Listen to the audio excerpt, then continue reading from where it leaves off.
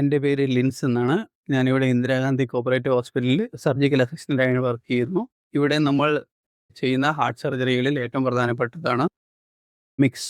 Mix എന്നാൽ minimally invasive cardiac surgery എന്നാണ്.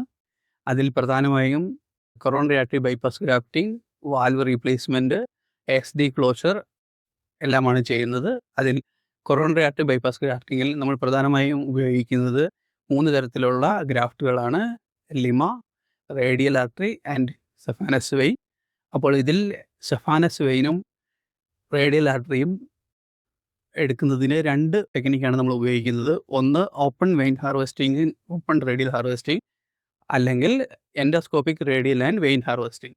അപ്പോൾ ഇന്ദിരാഗാന്ധി ഹോസ്പിറ്റലിൽ നമ്മളിവിടെ മിക്സ് കാർഡിയക് സർജറിയുടെ കൂടെ തന്നെ നമ്മൾ endoscopic vein and radial harvesting ആണ് നമ്മൾ ചെയ്യുന്നത്. അതിൻ്റെ ഏറ്റവും വലിയ ബെനിഫിറ്റ് എന്തെന്നാൽ ചെറിയ മുറിവിലൂടെ ഗ്രാഫ്റ്റുകൾ നമുക്ക് എടുക്കാൻ പറ്റും എന്നതാണ്. അതുകൊണ്ട് തന്നെ ഇൻഫെക്ഷൻ റേറ്റും വളരെ കുറവായിരിക്കും.